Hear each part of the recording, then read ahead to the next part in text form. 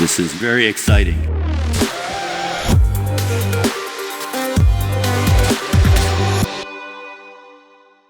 Hi, I'm Dale Peterson, and this is the Unsolicited Response Show. Joining me on the show this episode are two gentlemen from CISA, part of DHS. I have Steve Pozza. He is the Section Chief of Operational Resilience at CISA, and Tom Millar, who is the Branch Chief of Cyber Resilience at CISA. So welcome to the show, guys. Hi, Dale. Appreciate this kind of came together late, so I appreciate you hopping on such short notice for this.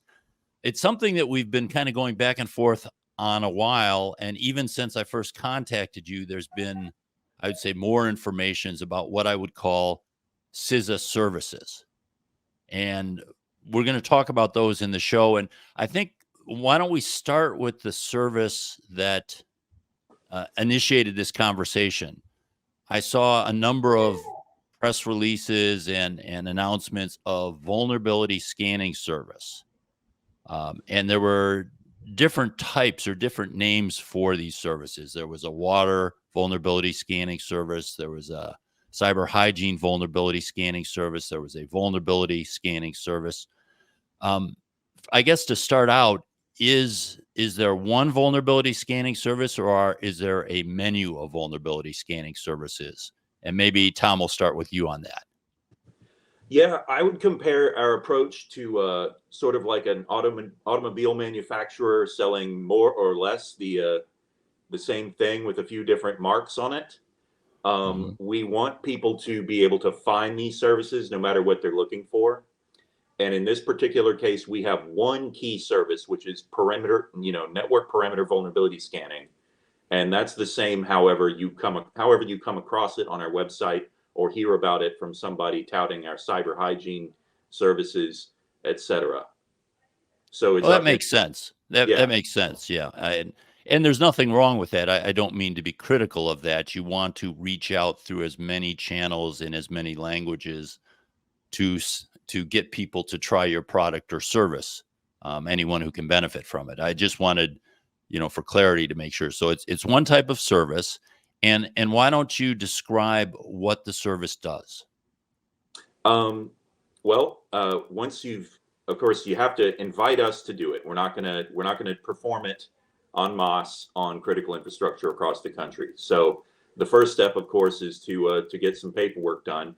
As part of that, you provide your known IP range, and then we're going to scan that range on a periodic basis until you tell us to stop for known vulnerabilities. And those will be then prioritized based on what we have from our KEV catalog, the known exploited vulnerabilities catalog.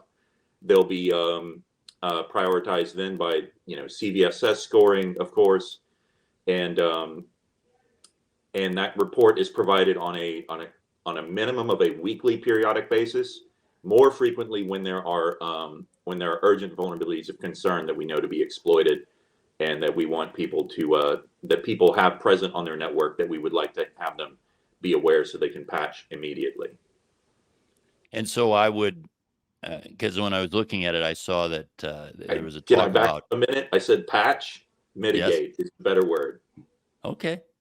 Yeah, because you're not. Well, I guess so. You create this. Someone gives you a range of IP addresses that they own, and they probably have to attest that their IP range. I saw in the brochures that you do target discovery. So you will tell them what's visible from the internet from those ranges, and then you'll do some scanning of those. So vulnerabilities is one thing. Do you also identify configuration weaknesses, or is it just vulnerabilities? We look for exposed services that we think should probably be better left not listening on the internet. Configuration weaknesses, it will depend on the nature of the weakness and how well we can identify it. We use a commercial off-the-shelf system that you've probably heard of. That's our main solution right now for this service. And so it does depend to a certain extent on the technical capabilities of our tools. So we can't every configuration weakness, but we do look for some. Well, and even if you were to, let's say, use, again, if you were to use like a Tenable or a Rapid7 or a Qualys or whatever you choose, they are, if they're running non-credentialed scans, there's some weaknesses that just aren't visible unless you Exactly. actually start to exploit things and get in there. So it's kind of the difference between having access like an administrator or a manager of the device, as opposed to just someone who can just view and hit the device. Uh, Steve, you're the branch chief of cyber resilience, so operational resilience that Tom runs is underneath your branch. Maybe talk a little bit about the Vice versa, strategy. actually. Is it the opposite? Did I Yes, get a did I get well, okay. that's Um, okay. well, let's get you involved here.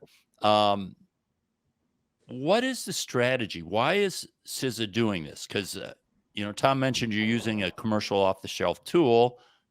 If I'm a company, I can pay someone to do this. I can do this myself with the tool.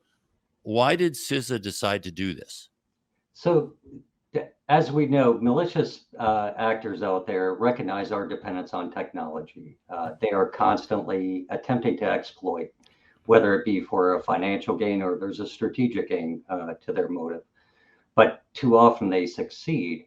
And going back to 2013, even before that, CISA recognizes that critical infrastructure partners, whether they be federal, state, local, tribal, territorial, or even private sector, they manage the systems, assets, and networks that are vital to to our national economy, to our public health and safety, or a combination thereof. So since we know that adversaries are going to try to attempt to exploit these known vulnerabilities, right, the easiest way in, we are working proactively to help identify that. So with the vulnerability scanning service, we're doing it from the outside, same as an attacker would, to identify those vulnerabilities and release it publicly. So we definitely see owning and controlling the attack surface of an organization is the first step, and it's critical to national security. Well, Can I? I have no Sorry. doubt of the importance of it. And Tom, maybe you can jump in on this. But what I'm really trying to get at is ExxonMobil, Dow Chemical, Berkshire Hathaway Energy, Southern Company, East Bay Municipal District, utility district that has water. All these large companies surely have the capability of doing this themselves, and probably should be doing it themselves. So I'm wondering what was the rationale for the government to get involved in doing this? The Some of the original rationale is that we have a lot more authorities around how we can help protect the federal sector. So we started providing these in their very earliest phase of existence. A lot of these services were targeted at the federal sector in order to try and be that rising tide that lifts all ships for some of the smaller agencies, which and we now use sort of like slightly different language. But when we were talking about the small, what we call the small and micro agencies in the federal government and how we could help them, that's where some of these services started out.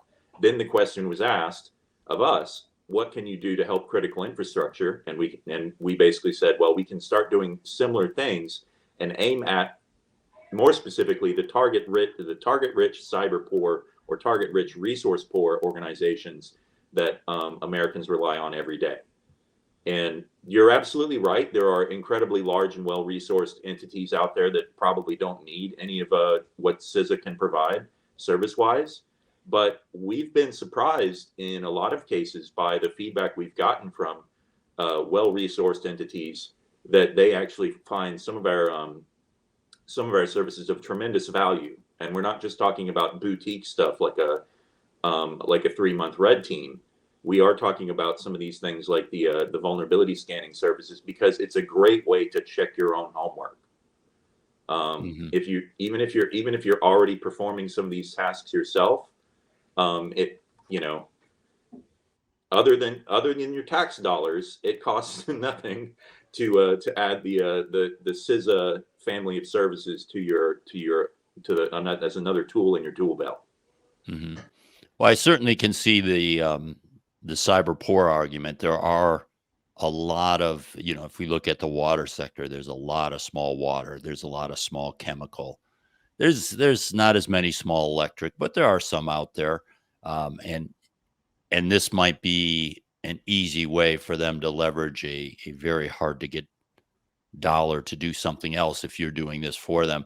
The other thing that was kind of interesting is, can either one of you speak to what you're doing with the data you get? So you provide these reports, but it also talks about how this data is brought in and I think it said anonymized. I'm not sure. You can maybe let me know if it's anonymized, but then brought together and used to look for trends and things of that nature. How far along is CISA at actually using this data to drive understanding and policy? I can speak a little bit to that. We have a whole other branch dedicated to the analysis of this data that has, cool licenses for cool tools that they can use to munge this stuff together and make excellent looking charts, etc. But to what I can speak to, I can talk about the fact that we see trends by sector in how they're able to respond to sort of like notification of emergent vulnerabilities that we know are of high concern. And that shows us a couple things. One, it shows us that the service has value and is presenting value to those stakeholders in those sectors. But second, it shows us basically how the posture of the nation's critical infrastructure can be improved over time with just a little bit more knowledge about the risk that the risks that they're up against. So it gives us a better, more accurate reading, even though the sample size is not where it should be. We eventually want to have, like tens of thousands. Right now, I believe we're sort of halfway there, maybe, in terms of the number of entities that have signed up for specifically the vulnerability scanning service. But we want to have even more thousands of critical infrastructure owners and operators signed up for these services. So we get a really good sample size and we can say, this is pretty much where America's cyber risk posture is. Mm-hmm. I didn't really think about what you brought up there. Certainly you could say this is what the posture is, but I could see the value in the response time. So you notify them, especially on the ones that are on your KEV list, the ones that, let's say, would have a easily exploitable and maybe a dangerous consequence if exploited, seeing how fast various entities, however you choose to group them and categorize them, respond to that. Because you're getting periodic. You're saying, well, it was there a week ago. Now it's no longer there. What was that delta? Are we seeing this per sector? Are we seeing this by company size? I could see a lot of value in that, in understanding, I guess, the nimbleness of the industry. Maybe, Steve or Tom, whoever's best in this, but Steve, I'll start with you. How are you measuring success of this?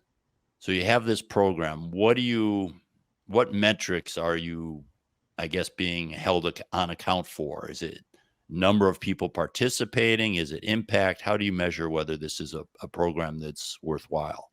So I don't think that there's a single measurement that I would apply to it, but multiple, right? Tom talked about the sample size and getting a representative sample across critical infrastructure sectors or types of organizations, whether they're private sector, municipality, or federal government. That's one metric. Another metric is, a decrease in KEVs exposed over a certain amount of time, or the gap of, what is the lag to mitigation between the first detection and mitigation. Mm-hmm. Are these reported up then? Is this something that is, whatever these exact metrics are, is this something that CISA is tracking? These are tracked, and I believe we are reporting out through various sector communications. So I don't know if your audience is I don't know how often your audience works with traffic light protocol information, but we use traffic light protocol AMBER usually to selectively share some of our information with our key stakeholders. So a lot of our partners and collaborators and key stakeholders around the world will get regular reports on the trends applicable to their sector based on basically what Steve just said. So we talked about the vulnerability scanning service. Are there any other services? I think I found a couple on the site, but are there any other services you'd want to highlight that are, let's say, not boutique services, but broadly available, delivered at scale type of services that CISA is offering? Absolutely. And I would say that the first couple of things I think we'd like to talk about the most are some of our, there's one assessment type that I'll cover that's catching on, and that is delivered primarily by our regional personnel, the folks out there in the field where critical infrastructure lives. And then there's also a couple of tools that are readily available for people to just pick up and use or deploy in their environment if they see fit. So I'll speak to the first thing, the cybersecurity performance goals assessment. And then Steve, if it's all right, can you talk about some of the tools? Certainly, go ahead. All right. So the cybersecurity performance goals, or CPG assessment, is a really simple, straightforward way to get on the on-ramp to further services with CISA and establish sort of strong partnerships with us and get sort of a nice quick report card on how your organization's program is doing as compared to what we've laid out in the cross-sector CPGs. And a lot of our regional staff are going pretty hardcore with these assessments. We only developed the module to perform these assessments sort of late this year. And we've already got, close to 1,000 of them, close to 500 of them done. And the plan is for next year to keep going at that rate and continue to, get more and more completed.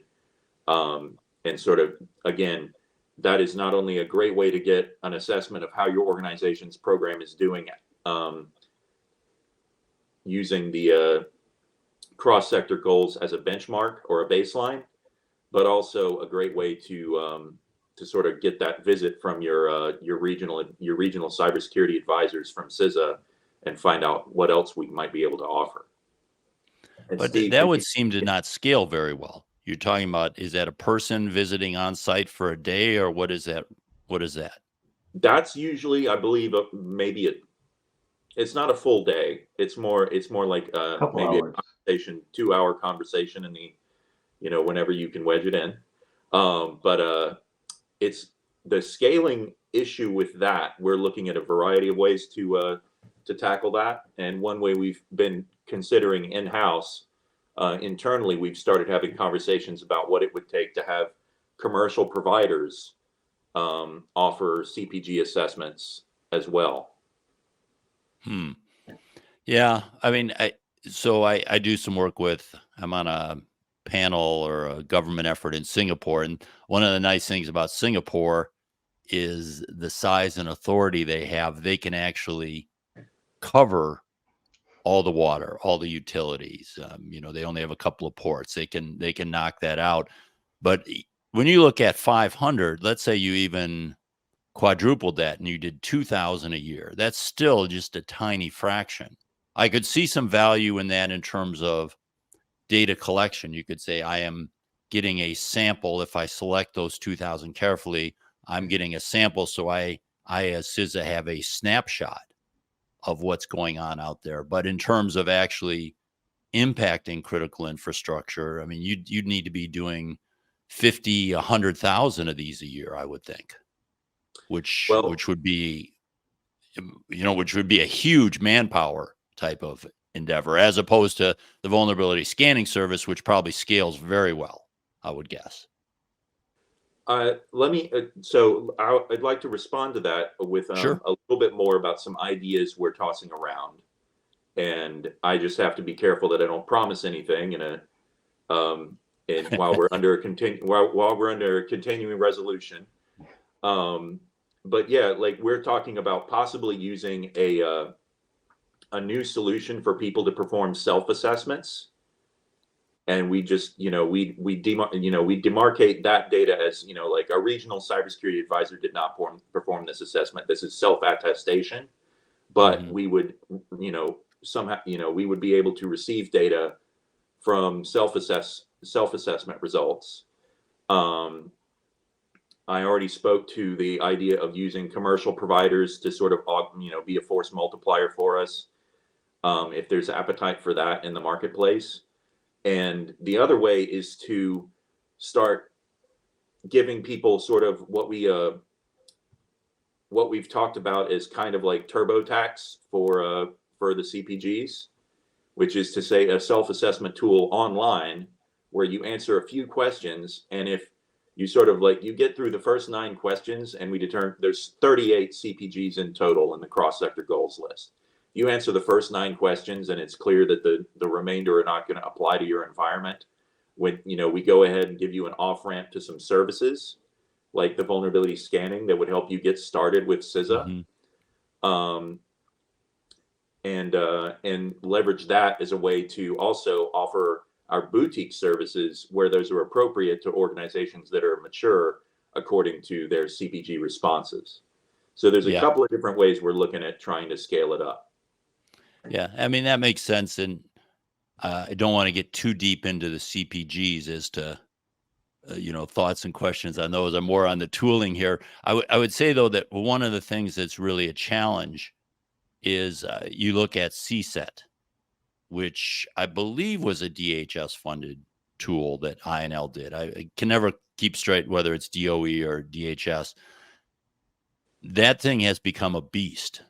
That thing has so many different supports for different standards and questions. And you look at this thing and it's just completely overwhelming for any but the really experienced or the person willing to dig into it. So something I think that's always a challenge with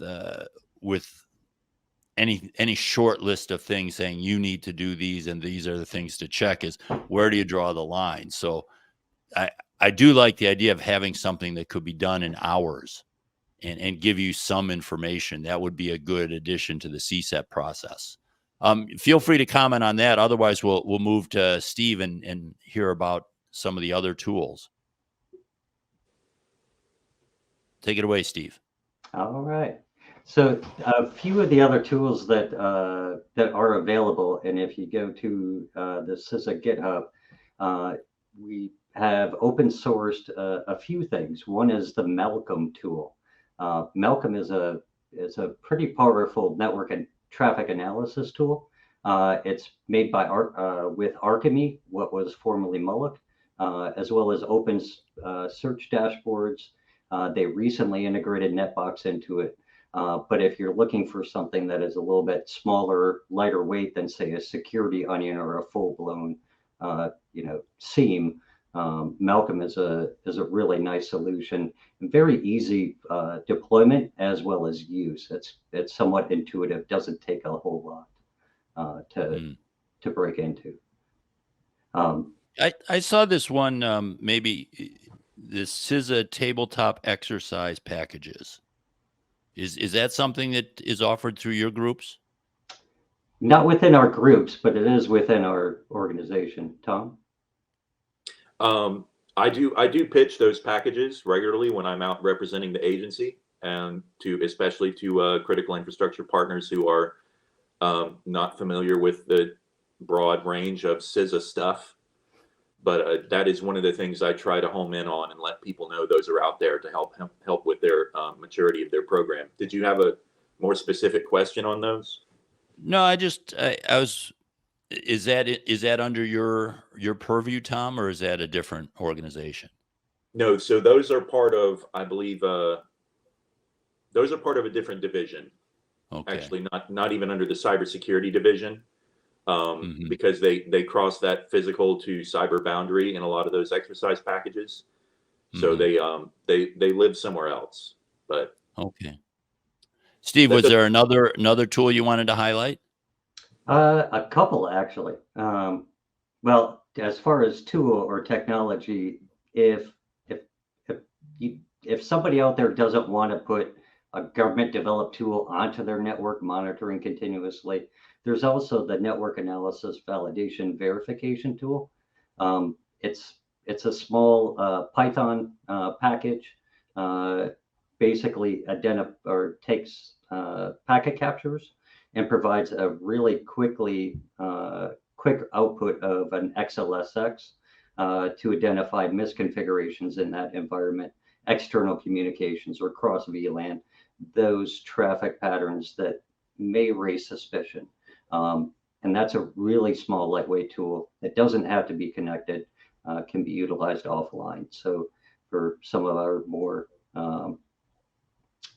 safety conscious personnel, that might be a better solution too. Hmm. And I noticed there was an article, I think, or a release that Eric Goldstein put out on the 17th of November that talked about, the headline was Expanding Scalable Cybersecurity Services to Protect the Broader Critical Infrastructure Community. So it seems like this is more to come, that this is something that CISA believes is in their mission and is something that can make a difference. I guess maybe just to circle back to where we started, or what we talked about early on, I think as someone who has offered assessment services in the past, I don't do it so much anymore and such, and I'm very familiar with a lot of the products and tools out there. I guess I kind of question sometimes why CISA is doing this. So how do you, when you're considering one of these new services, how do you decide this is something CISA should be doing? Is it?